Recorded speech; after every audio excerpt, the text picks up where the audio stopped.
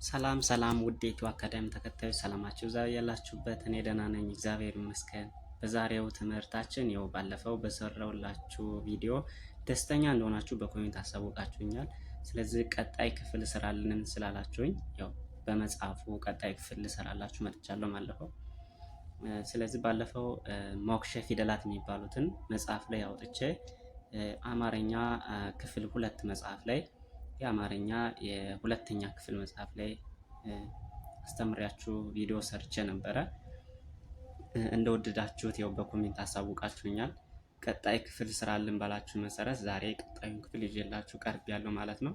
ታዲያ እናንተም ላይክ፣ ሼር፣ ሰብስክራይብ እያደረጋችሁ አግዙኝ፣ አበረታቱኝ። እንዲሁም ደግሞ ሀሳብ አስተያየት ካላችሁ በኮሜንት አሳውቁኝ። በአካልም ሆነ በኦንላይን መማር ለምትፈልጉ ከታች በማስቀምጠው ስልክ በኢሞ፣ በዋትስአፕ፣ በቴሌግራም ቢደውሉ ያገኙኛል። ይማሩ።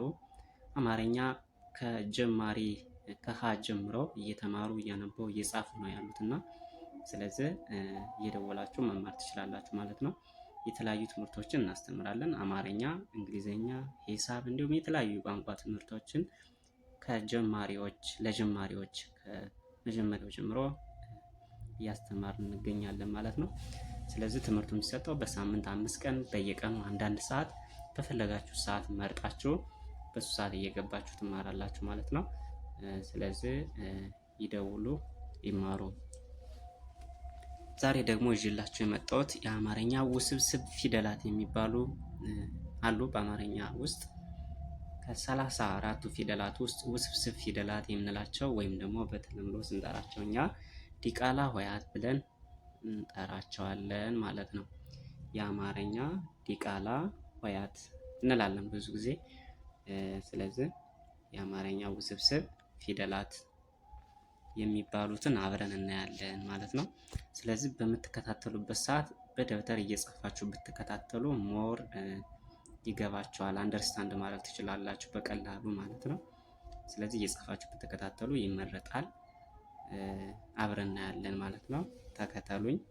ጥያቄ ሲኖራችሁ ደግሞ በኮሜንት አሳውቁኝ። በእናንተ ጥያቄ መሰረት ነው ቪዲዮውን እየሰራው ያለሁት። እናንተ ኮሜንት ላይ ይህን ስራልን በምትሉት ነው እየሰራው ያለሁት እና በኮሜንት መጠየቅ ትችላላችሁ ማለት ነው። አብረን ያለን ወደ ቪዲዮ። ውስብስብ ፊደላት፣ የአማርኛ ውስብስብ ፊደላት።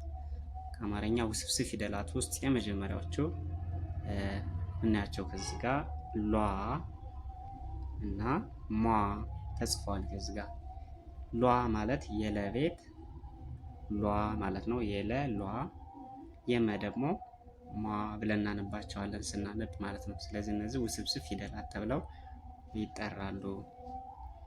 እሺ፣ ስለዚህ ወደ ቀጣዩ ሲንሄድ ፊደላቱን በደብተራችሁ ጻፉና አንብቡ ይለናል።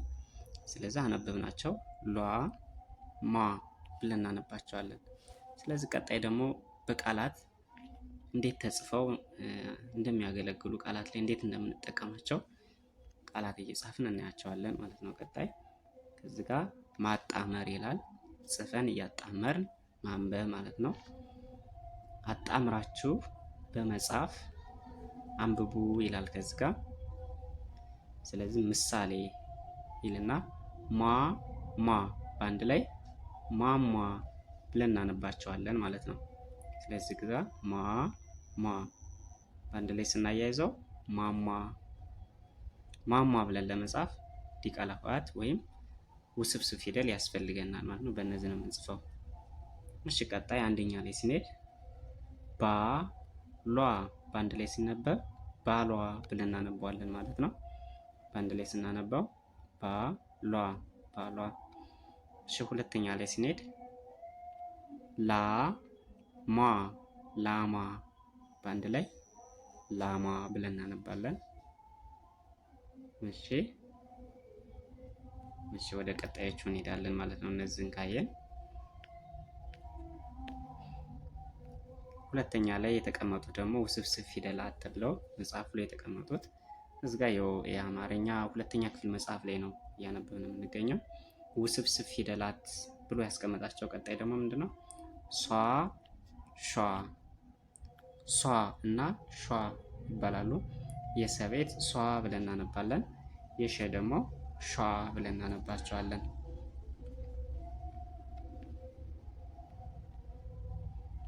እሺ ቀጣይ እነዚህን እያጣመርን ቃላት እየጻፍን ሞር በቃላት ሲሆኑ ግልጽ ይሆናሉ። አሁን እነዚህ የውስብስብ ፊደላት በቃላት ስንጽፋቸው ሞር አንደርስታንድ የማድረግ እንትኑ ቀለል እያለ ይሄዳል ማለት ነው። ፊደላቱን በደብተራችሁ ጻፉና አንብቡ ይለናል። ከዚህ ጋር የመጻፉ ትዕዛዝ እንደዚህ ነው የሚለው። ስለዚህ እዚህ ጋር እናነባቸዋለን ማለት ነው። ማጣመር ይለናል።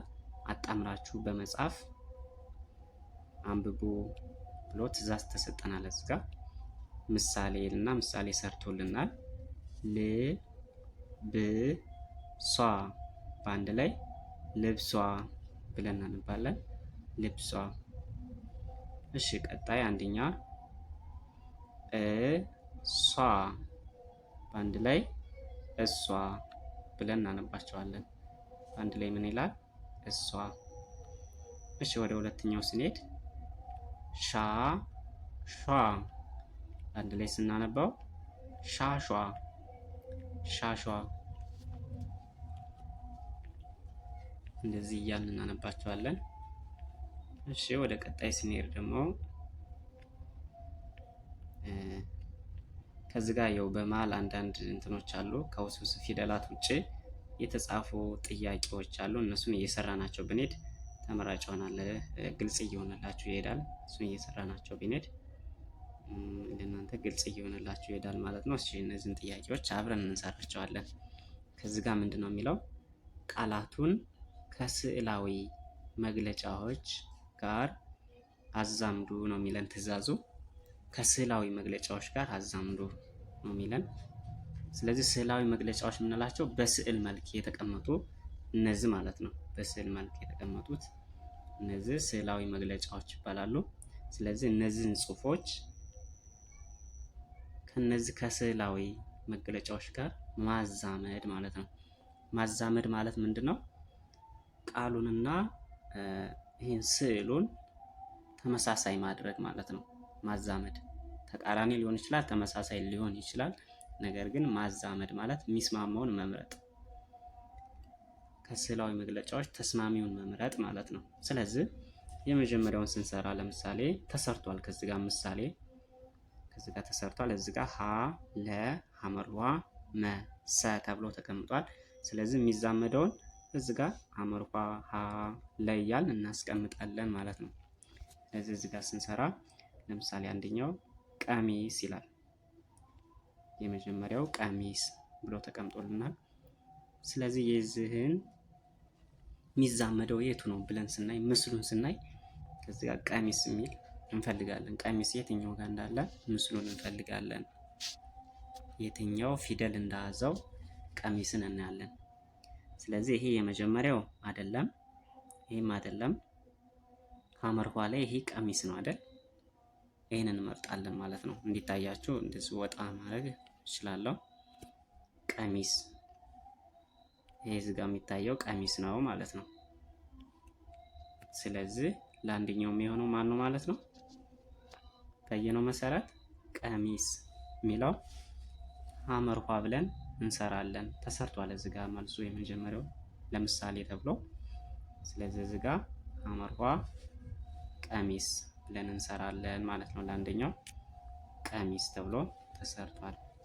እሺ ወደ ሁለተኛው ሲንሄድ ሹራብ ይለናል። ከዚህ ጋር ደግሞ ስለዚህ ከዚህ ከምስሉ እንግዲህ ይሄ የሀቤት ናቸው። እነዚህ ደግሞ በላይ የተቀመጡት በሀ ያለው ሹራብ ይላል። በላይ ውስጥ ካሉት ሹራብ የሚል መፈለግ ነው። ሹራብ የትኛው እንደሆነ ፈልገን እናዛምዳለን ማለት ነው። ስለዚህ በዚህ ውስጥ ስናይ ሹራብ የሚለው የምናገኘው ሰላይ ነው ማለት ነው። ስለዚህ ይሄ ነው ሹራብ።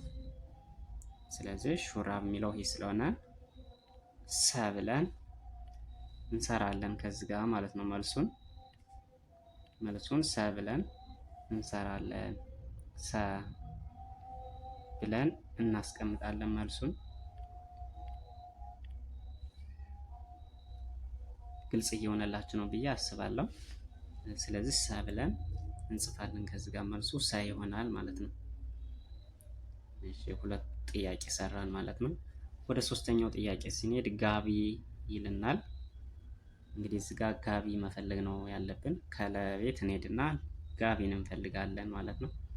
ስለዚህ ጋቢ የያዘው ከዚህ ጋር ስናየው ለላይ ያለው ጋቢ የያዘው ለላይ ያለው ነው ማለት ነው። ለሚለውን እንመርጣለን ማለት ነው። ኦኬ ስለዚህ ጋቢ ለ ይሆናል መልሱ ማለት ነው። ጋቢ የሚለው ለ ይሆናል ማለት ነው መልሱ። ለ ብለን እንሰራለን ማለት ነው። 3 ጥያቄዎችን ሰራን ማለት ነው። ቀጣይ 2 ጥያቄዎች ይቀሩናል። አራተኛ ላይ ስንሄድ ኮት ነው የሚጠይቀን ከዚህ ጋር ደግሞ። ስለዚህ ከነዚህ ምስሎች ውስጥ ኮት የትኛው ነው ብለን እንለያለን። ከዛ እናዛምዳለን። በጣም ቀላል ነው። ስለዚህ እዚህ ጋር ኮትን ስናይ ሀ ላይ ያለው ኮት ነው ማለት ነው። ስለዚህ መልሱ ማን ይሆናል? ሀ ብለን እናስቀምጣለን ማለት ነው። ኮት። እሺ ቀጣይ አንድ ጥያቄ ይቀረናል። ሸሚዝ ይላል 5ኛው። ሸሚዝን የያዘው ከነዚህ ምስሎች መገለጫ ውስጥ የትኛው ነው ብለን እናያለን ሸሚዝን። ስለዚህ እነዚህ ውስጥ ሸሚዝ የያዘው መ ላይ ያለው ይሄ ነው ማለት ነው። ይሄ ሸሚዝ ነው ማለት ነው። ስለዚህ እዚህ ጋር ምን እናደርጋለን? መ ብለን መልሱን እንሰራለን። ሸሚዝ መ ብለን መልሱን እንሰራለን ማለት ነው። ስለዚህ እንደዚህ ነው ማዛመድ ማለት ልክ እንደዚህ ነው። ይሄ ነው ስሩ የተባልነው መልሱ እንደዚህ እናዛምዳለን ማለት ነው። ግልጽ ሆኖላችኋል ብዬ አስባለሁ። ስለዚህ እንደዚህ አይነት ከመጀመሪያው ጀምሮ ከሀ ጀምሮ ነው ልጆቹ አማርኛ ከሀ ጀምሮ እንግሊዝኛም ከኤ ጀምሮ እየተማሩ እያነበቡ እየጻፉ ያሉት። ከታች በምናስቀምጠው ስልክ እየደወሉ በፈለጋችሁ ሰዓት እየመረጣችሁ በሳምንት 5 ቀን በየቀኑ አንዳንድ ሰዓት መማር ትችላላችሁ ማለት ነው። እሺ ወደ ቀጣዩ እንሄዳለን። እነዚህን ካየን ወደ ቀጣዩ ነው የምንሄደው ማለት ነው።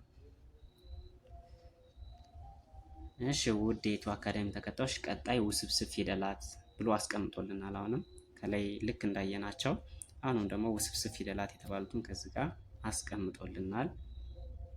ስለዚህ የመጀመሪያው ቧ፣ ቷ፣ ቿ እነዚህ ውስብስብ ፊደላት እንላቸዋለን እዚህ ጋር። ስለዚህ ፊደላቱን በደብተራችሁ ጻፉና አንብቡ ይለናል።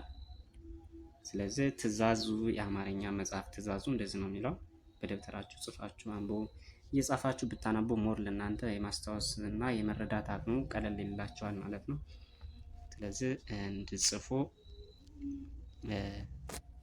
እንትን እላለሁ እመክራለሁ። ብጽፉ አሪፍ ነው። እሺ ቀጣይ ቧ፣ ቷ፣ ቿ እነዚህን ደግሞ አጣምረን እናነባቸዋለን ማለት ነው። አጣምረን እናነባቸዋለን። እሺ ማጣመር ይለናል። አሁን ከዚህ ጋር ስንሄድ ማጣመር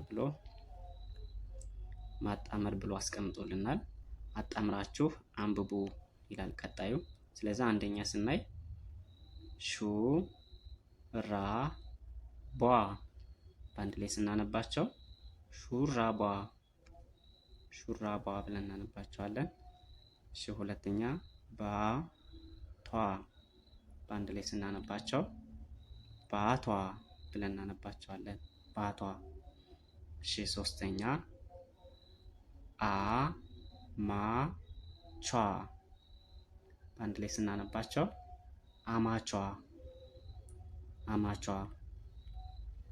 አማቿ። ስለዚህ እንደዚህ ነው የምንጠቀማቸው ማለት ነው ውስብስብ ፊደላትን።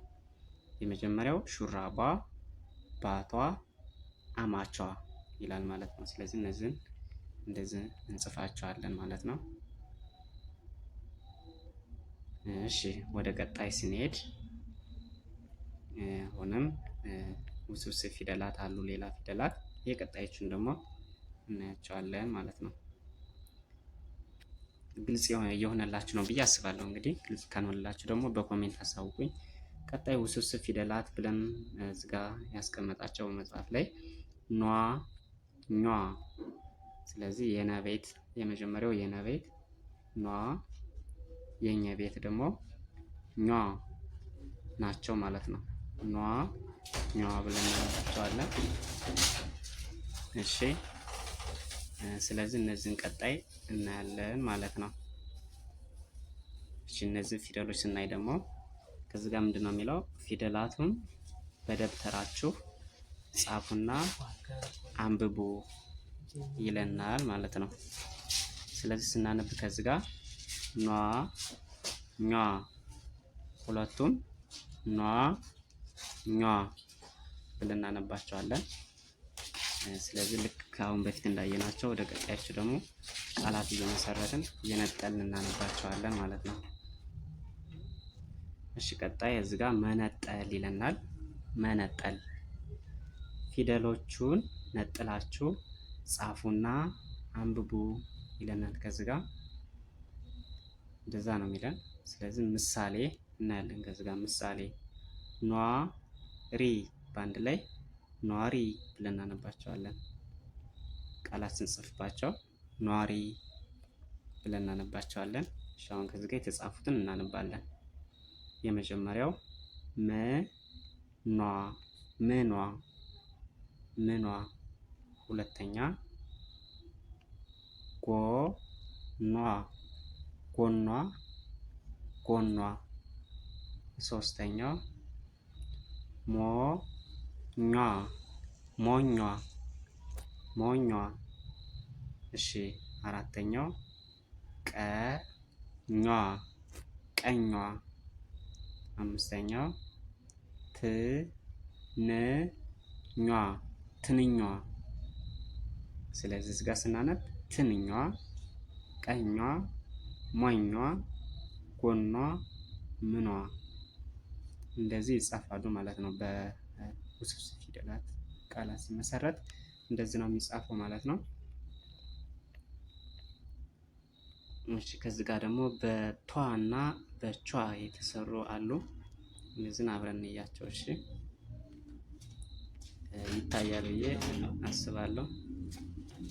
እሺ ስለዚህ እነዚህን አብረን እንያቸው። ስለዚህ ከዚህ ጋር ስናይ ፊደላቱን መድረሻ በማድረግ ቃላትን መስርቱ ነው የሚለው። አብረን እናያቸዋለን። ምሳሌ ቷ ይላል። ከዚህ ጋር ስናነብ ቷ፣ በቷ ስንጽፍ ጡቷ፣ ባቷ፣ ላቷ ላቷ፣ ራቷ ራቷ፣ ፊቷ ፊቷ። ስለዚህ እነዚህ በቷ የተጻፉ ለምሳሌ በቷ የተጻፉ ናቸው። እነዚህ ጡቷ፣ ባቷ፣ ላቷ፣ ራቷ፣ ፊቷ እንደዚህ እናነባቸዋለን ማለት ነው። እንደዚህ እናነባቸዋለን ማለት ነው። እሺ ውድ የኢትዮ አካዳሚ ተከታዮች ቀጣይ በሌላ ክፍል ቀሪዎችን ይዤላችሁ እመጣለሁ። ለዛሬው እነዚህን ካየን እዚህ ጋር እንጨርሳለን ማለት ነው። ሀሳብ አስተያየት ካላችሁ በኮሜንት አሳውቁኝ። እንዲሁም በአካል ሆነ በኦንላይን መማር ለምትፈልጉ ከታች ባለው ስልክ በኢሞ፣ በዋትስአፕ፣ በቴሌግራም ቢደውሉ ያገኙኛል። ይደውሉ፣ ይማሩ። አመሰግናለሁ። መልካም ጊዜ